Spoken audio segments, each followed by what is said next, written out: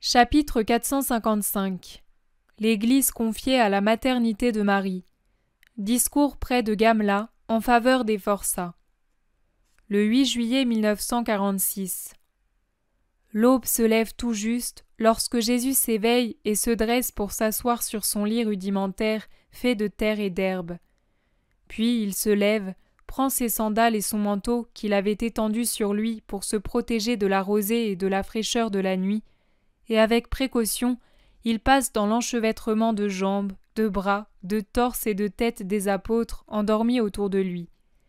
Il s'éloigne de quelques mètres en regardant attentivement où il pose les pieds, dans la vague lueur de l'aube qui, sous le feuillage des arbres, ne donne qu'un semblant de lumière. Il rejoint un pré découvert.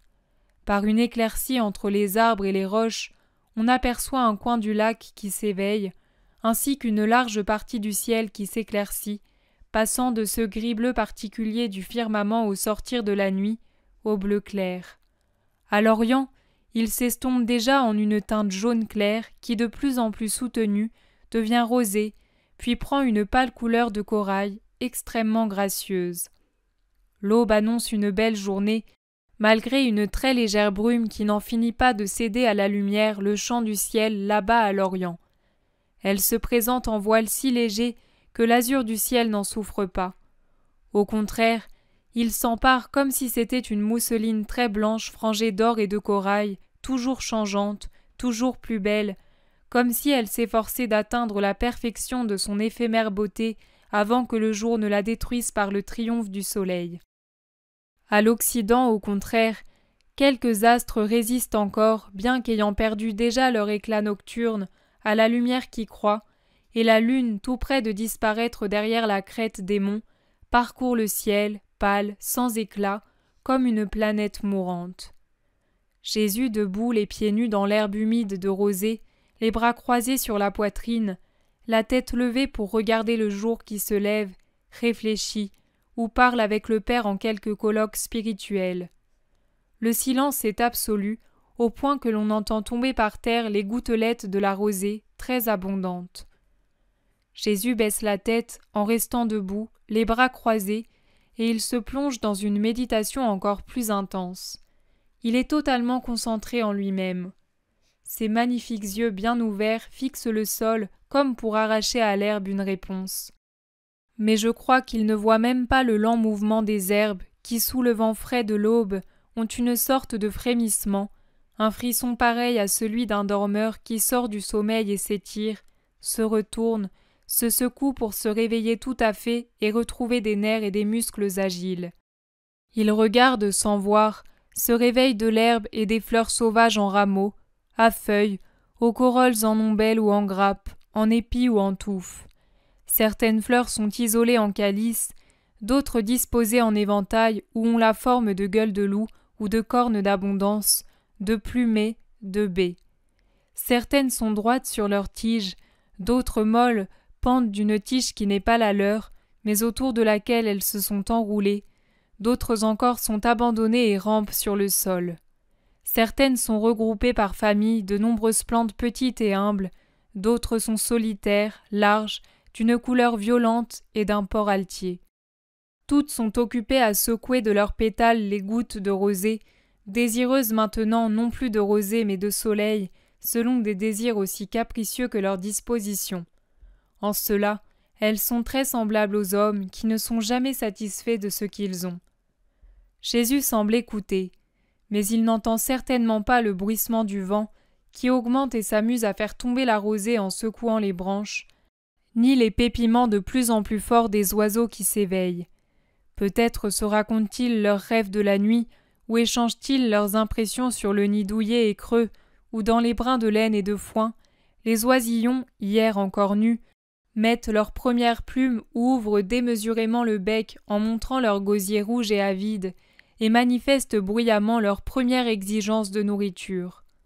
Jésus semble écouter, et il n'entend certainement pas le premier appel moqueur du merle, ni le doux chant de la fauvette à tête noire, ni les trilles d'or de l'alouette qui monte joyeusement à la rencontre du soleil levant, ni le trissement qui déchire l'air tranquille des bandes d'hirondelles qui ont quitté les rochers où elles ont fait leur nid et commencent à tisser leurs toiles de vols infatigables entre terre et ciel.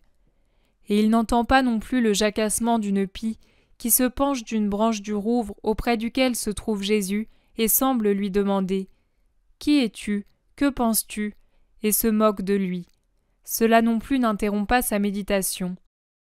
Mais qui ignore que les pies sont taquines ? Celle-ci, lasse de voir un intrus dans le petit pré, qui est peut-être son refuge préféré, arrache au rouvre 2 beaux glands jumelés et avec la précision d'un champion de tir, les fait tomber sur la tête de Jésus. Ce n'est pas un lourd projectile capable de blesser, mais de la hauteur d'où il vient, il acquiert assez de force pour attirer l'attention du méditatif qui lève la tête et voit l'oiseau qui, les ailes ouvertes, avec des courbettes moqueuses, se réjouit de son coup. Jésus a un léger sourire, secoue la tête, soupire comme pour conclure ses méditations et se déplace en marchant ici et là. La pie, avec un babil et un guégué moqueur, descend pour jacasser, fouiller, creuser l'herbe libérée de l'intrus. Jésus cherche de l'eau, mais n'en voit pas. Il se résigne à retourner vers les apôtres, mais les oiseaux lui montrent où en trouver. Par bandes, ils descendent vers des fleuves au calice évasé, qui sont autant de petites coupes contenant de l'eau, ou bien ils se posent sur de très larges feuilles peluchées, dont chaque poil retient une goutte de rosée, et ils s'y désaltèrent ou font leurs ablutions. Jésus les imite. Il recueille dans le creux de la main l'eau des calices et s'en rafraîchit le visage. Il cueille les épaisses feuilles de velours et s'en sert pour nettoyer la poussière de ses pieds nus, puis ses sandales qu'il lasse. Avec d'autres, il se lave les mains jusqu'à ce qu'il les voie propres et sourit en murmurant « Les divines perfections du Créateur ». Le voilà maintenant rafraîchi, en ordre, depuis qu'il a coiffé ses cheveux et sa barbe de sa main humide, et pendant que le premier rayon de soleil transforme le pré en tapis de diamants, il va réveiller les apôtres et les femmes. Fatigués comme ils le sont, les uns et les autres ont du mal à sortir du sommeil. Marie est éveillée, mais reste immobile à cause de l'enfant qui dort, recroquevillé sur son sein, sa petite tête sous le menton de Marie.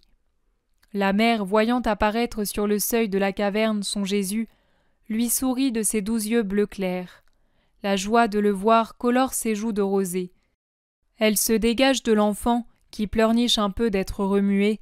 Elle se lève et s'avance vers Jésus, de son pas silencieux légèrement ondoyant de colombe pudique.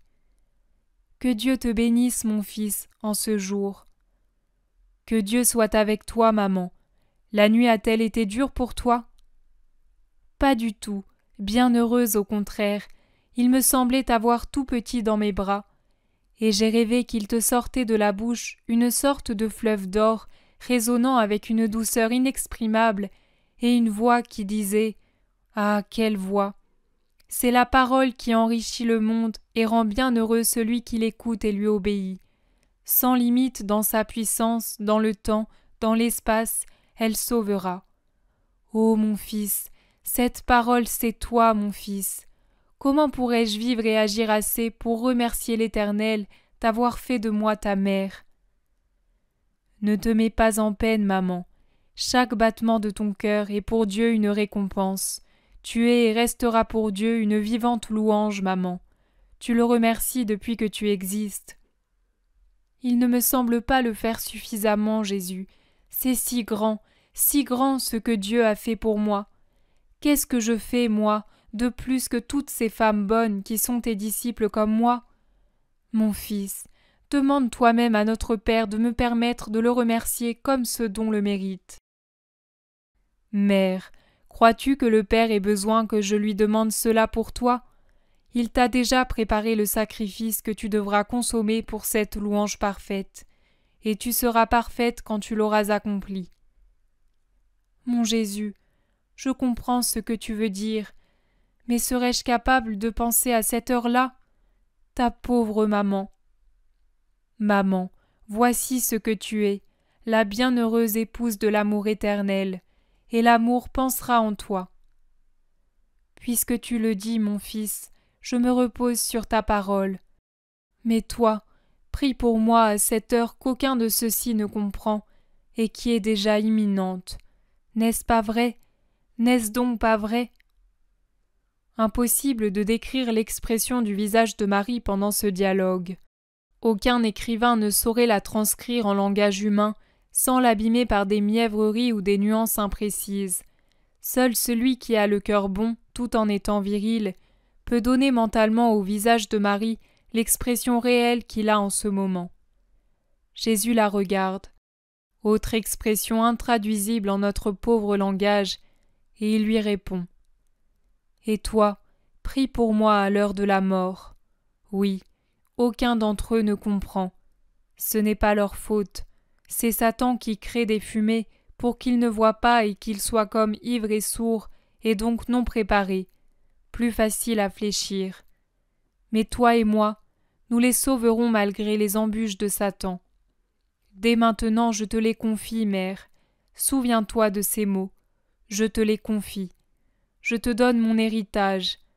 Je n'ai rien d'autre sur terre qu'une mère. Elle, je l'offre à Dieu, hostie avec l'hostie. Et mon Église, c'est à toi que je la confie. Sois pour elle une nourrice. Il y a peu de temps, je pensais aux nombreux hommes en qui, au cours des siècles, revivrait l'homme de Kériote avec toutes ses tares. Et je pensais que tout autre que Jésus repousserait cet être taré.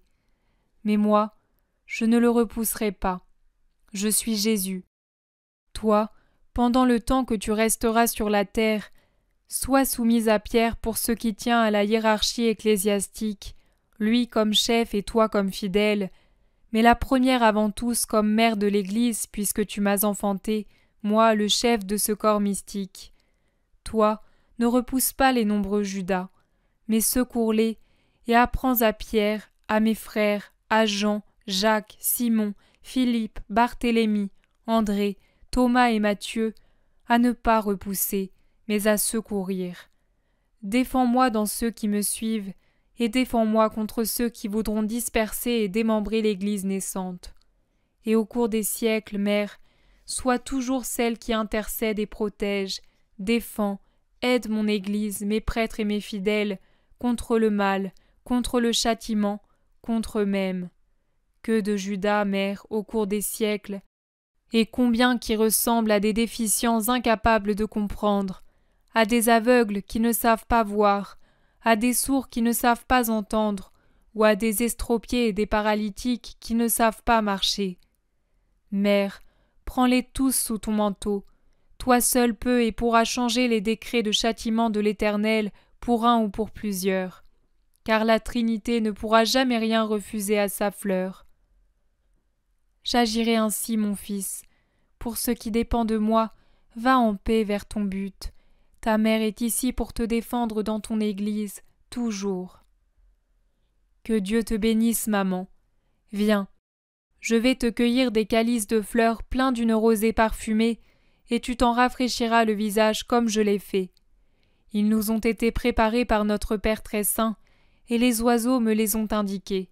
Regarde comme tout sert dans la création ordonnée de Dieu.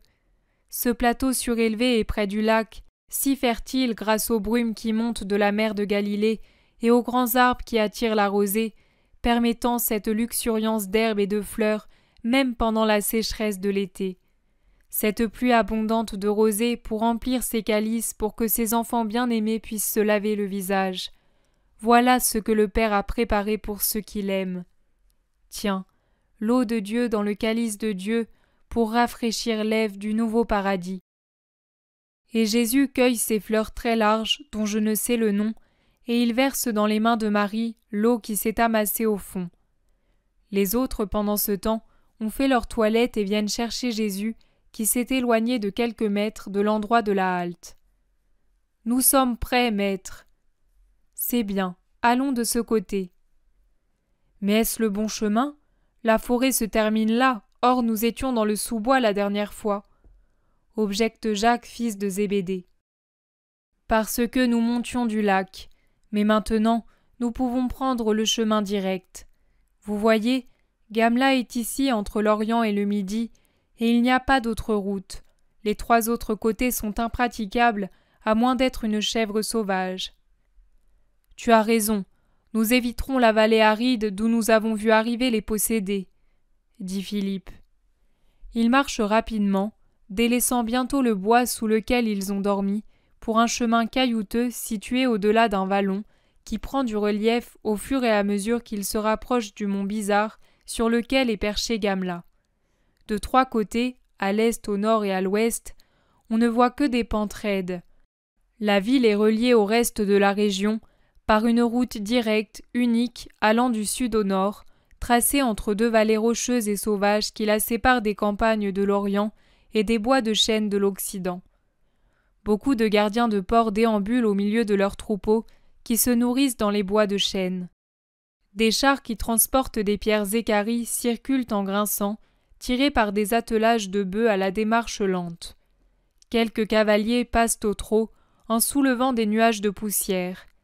Des équipes de terrassiers, haves et déguenillés, sans doute des esclaves ou des forçats purgeant quelque peine, se hâtent vers leurs travaux sous la dure surveillance de leurs gardes chiourmes.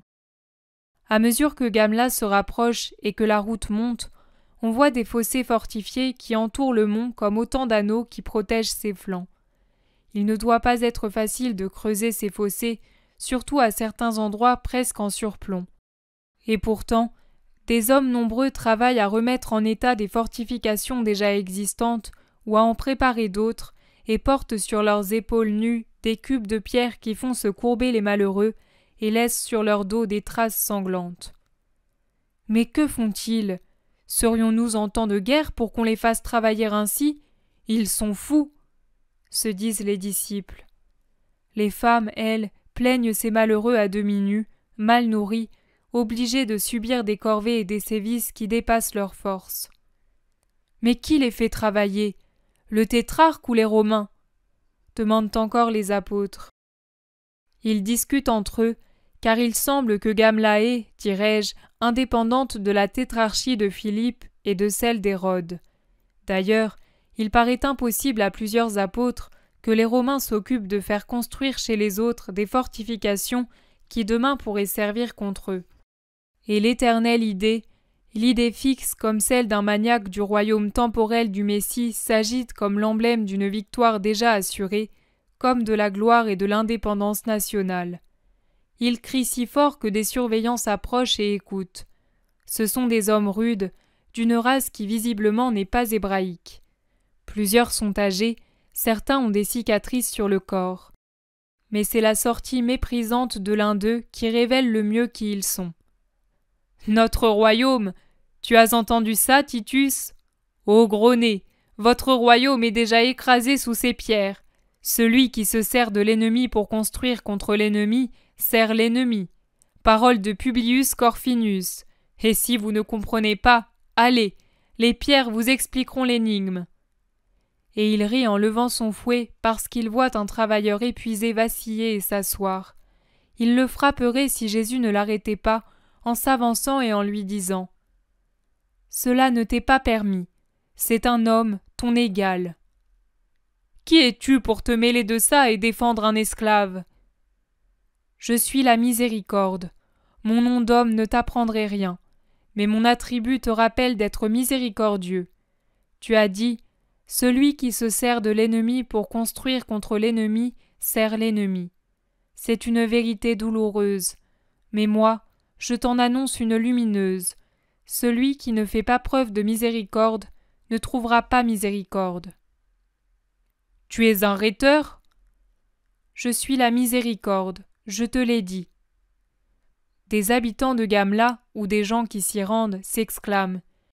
C'est le rabbi de Galilée, celui qui commande aux maladies, au vent, aux eaux et aux démons. Il change les pierres en pain, et rien ne lui résiste. Allons vite avertir la ville, que les malades viennent, qu'on ait sa parole. Nous sommes d'Israël, nous aussi. Et pendant que certains partent en courant, les autres se pressent autour du maître. Le surveillant de tout à l'heure dit « Est-ce vrai ce que ces gens disent de toi ?» « C'est vrai. »« Fais un miracle, et je croirai. » On ne demande pas des miracles pour croire, on demande la foi pour croire et obtenir ainsi le miracle, la foi et la pitié pour le prochain. Je suis païen, moi. Ce n'est pas une raison valable. Tu vis en Israël qui te paie. Parce que je travaille. Non, parce que tu fais travailler. Moi, je sais faire travailler. Oui, sans pitié.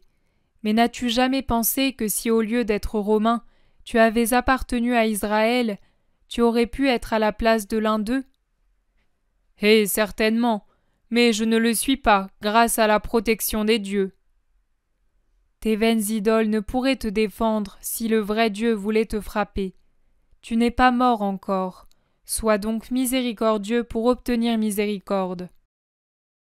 L'homme a envie de répliquer, de discuter, mais il hausse les épaules d'un air méprisant, tourne le dos et va fouetter quelqu'un qui a cessé de travailler au pic un filon tenace de roche.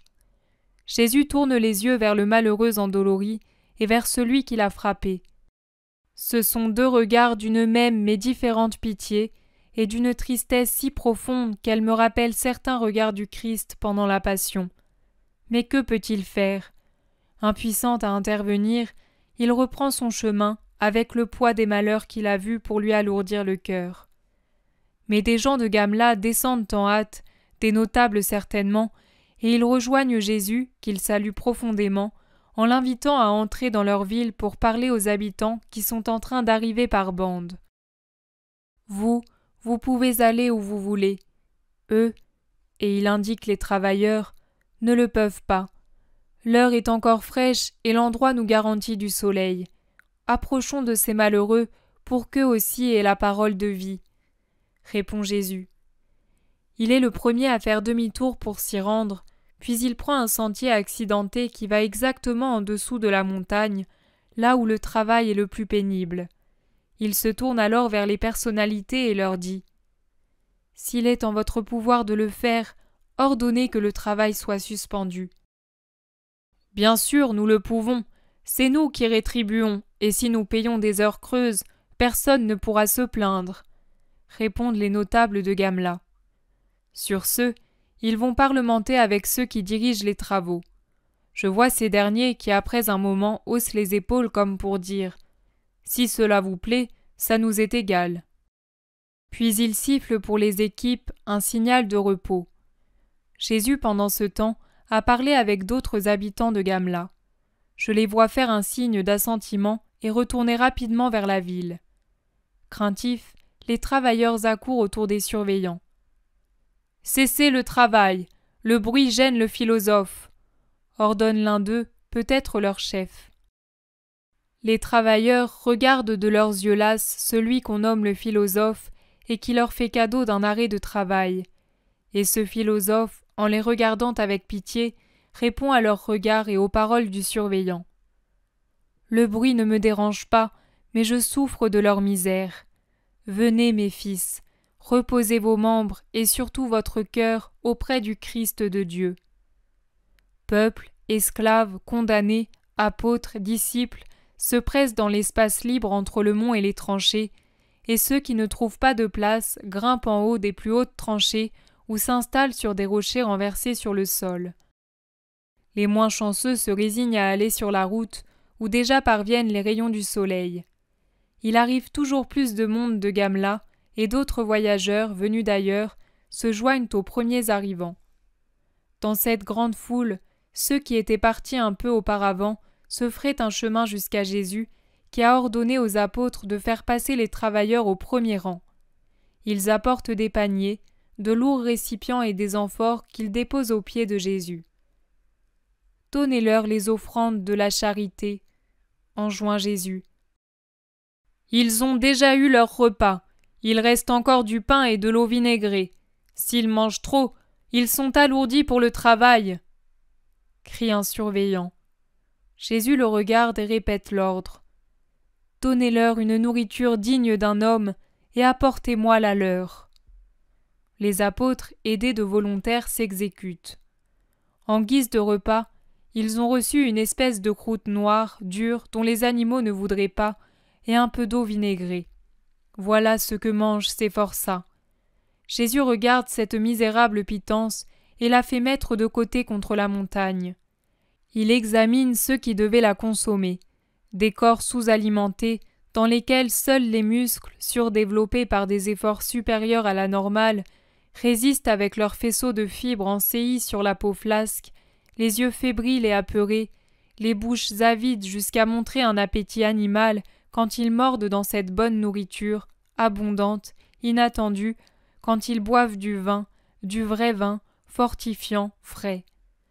Jésus attend patiemment qu'ils finissent leur repas.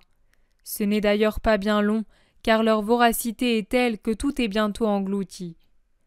Jésus ouvre les bras de son geste habituel, annonçant qu'il va parler, pour attirer l'attention et imposer le silence. À cet endroit, qu'admirent les yeux de l'homme? Des vallées creusées plus profondément que la nature ne les avait faites, des collines élevées à partir de massifs et de terre-pleins fabriqués par l'homme, des routes sinueuses qui pénètrent dans la montagne comme des tanières d'animaux. Et tout cela pourquoi? Pour arrêter un danger dont on ne sait d'où il peut venir, mais que l'on sent menaçant comme un nuage de grêle dans un ciel orageux. Ici, en vérité, on s'apprête humainement, par des forces humaines et des moyens humains, et même inhumains, à se défendre et à se préparer à l'attaque, oublieux des paroles du prophète qui enseigne à son peuple comment se défendre des malheurs humains par des moyens spirituels les plus efficaces. Il crie « Consolez-vous, consolez Jérusalem. Son esclavage est fini, son iniquité est expiée, car elle a reçu de la main du Seigneur double punition pour tous ses péchés. » Et après la promesse, il précise comment faire pour la traduire dans la réalité. Préparer les chemins du Seigneur, redresser dans la solitude les sentiers de Dieu.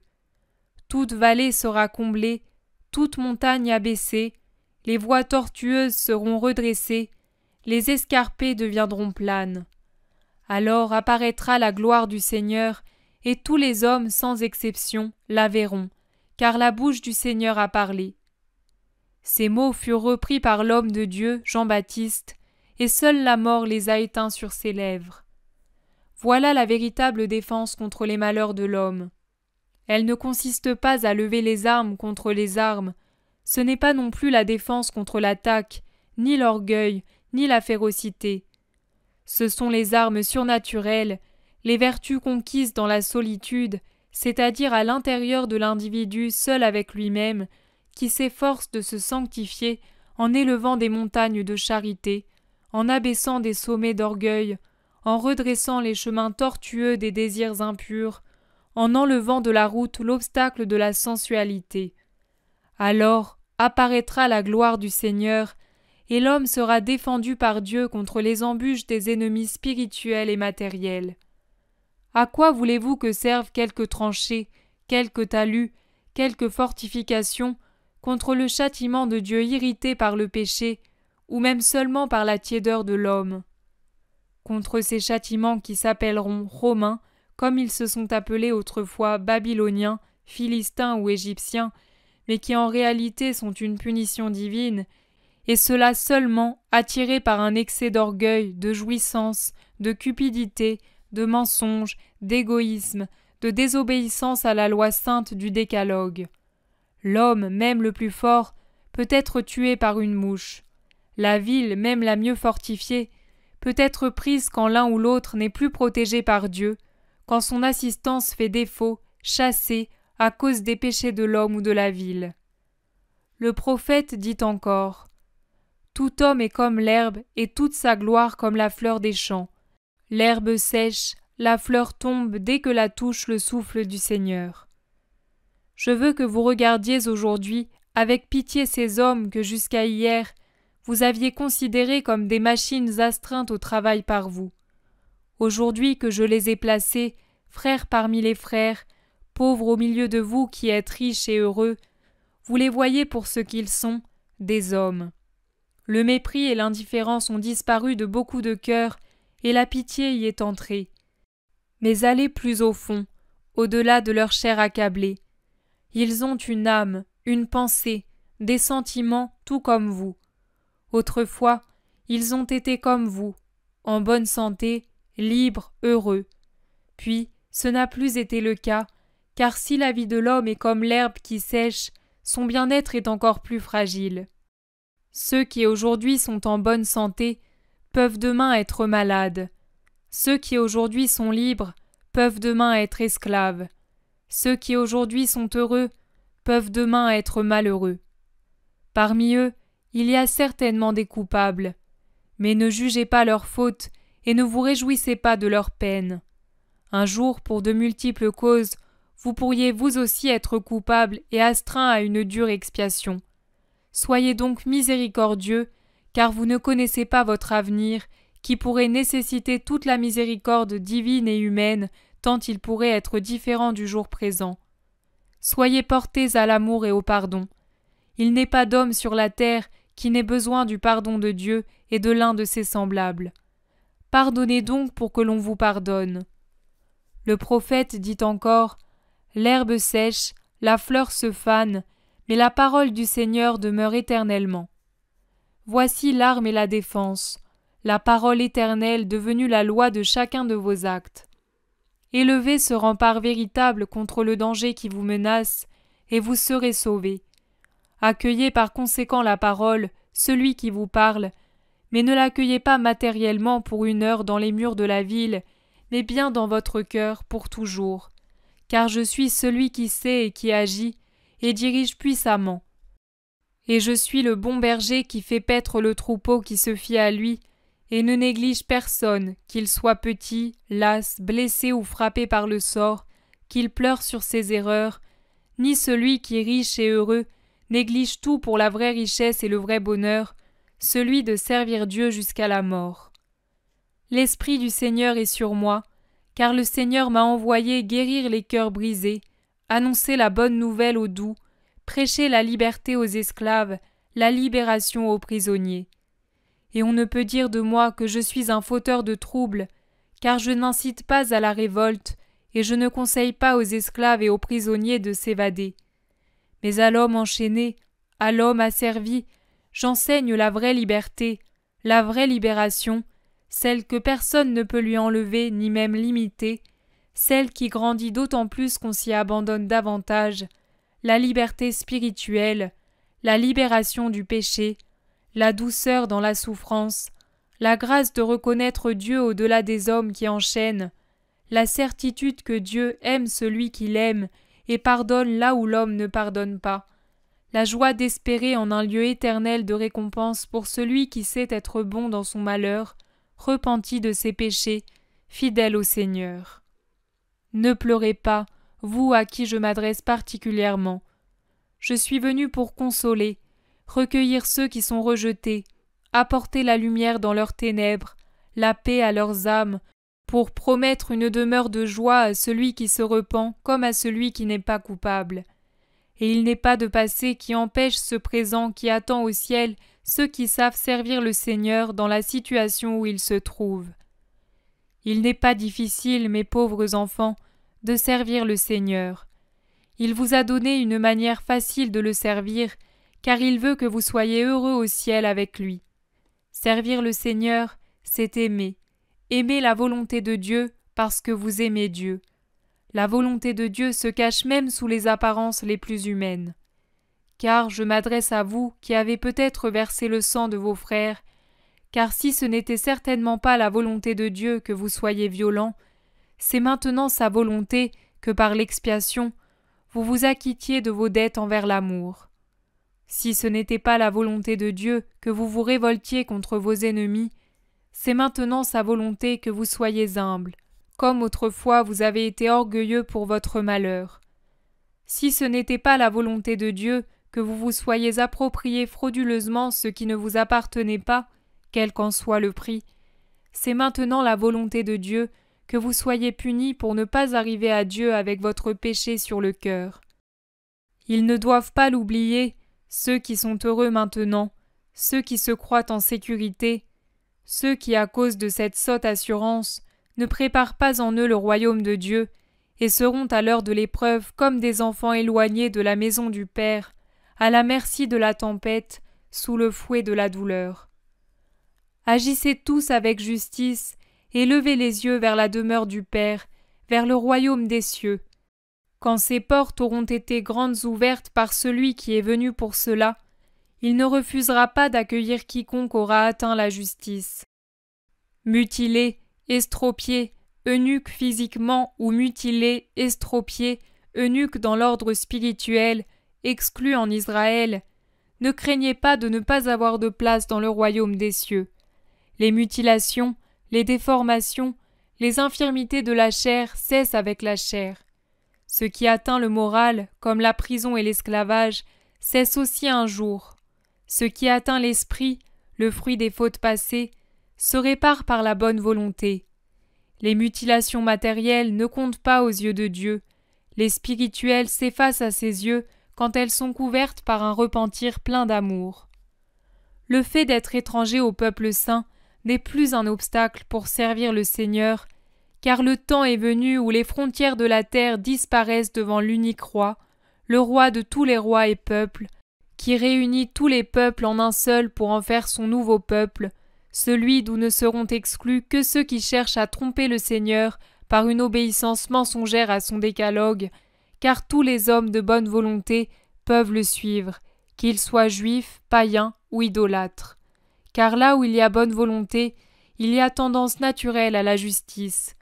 Or, celui qui tend à la justice ne trouve pas de difficulté à adorer le Dieu vrai, quand il arrive à le connaître, à respecter son nom, à sanctifier ses fêtes, à honorer ses parents, à ne pas tuer, à ne pas voler, à ne pas faire de faux témoignages, à n'être pas adultère ou fornicateur, à ne pas désirer ce qui ne lui appartient pas. Et si, jusqu'à présent, il ne l'a pas fait, que désormais il le fasse pour sauver son âme et conquérir sa place au ciel. Il est dit, « Je leur donnerai une place dans ma maison s'ils respectent mon alliance, et je les rendrai heureux. » Et cela s'adresse à tous les hommes de volonté sainte, car le Saint des Saints est le Père commun de tous les hommes. J'ai terminé mon discours. Je n'ai pas d'argent pour eux, et il ne leur serait pas utile. Mais je vous recommande, habitants de Gamla, qui avez tant progressé sur les voies du Seigneur depuis la première fois que nous nous sommes rencontrés, d'élever la défense la plus valable pour votre ville, celle de l'amour entre vous, et pour eux, en les secourant en mon nom pendant qu'ils peinent pour vous. Le ferez-vous ? Oui, Seigneur, crie la foule. Eh bien, allons. Je ne serais pas entré dans vos murs si la dureté de vos cœurs avait répondu non à ma prière. Vous qui restez, soyez bénis. Allons. Il revient sur la route, maintenant tout ensoleillée, et monte vers la ville, construite pour ainsi dire en pleine roche, comme une cité troglodyte, pourvue pourtant de maisons bien tenues et dotée d'un panorama splendide et varié, suivant la direction où l'on regarde, vers les monts de l'Oranitide ou vers la mer de Galilée, ou au loin vers le grand Hermon, ou du côté de la verte vallée du Jourdain. Telle qu'elle est construite, en altitude et avec des rues abritées du grand soleil, la ville est fraîche. Elle ressemble davantage à un immense château fort, une suite de forteresses, tant les maisons à demi murées, à demi creusées dans la montagne, présentent cet aspect. Sur la plus grande place, la plus élevée de toutes, le point culminant de la ville, où l'œil jouit d'un vaste horizon de montagnes, de forêts, de lacs, de fleuves, se trouvent les malades de Gamla.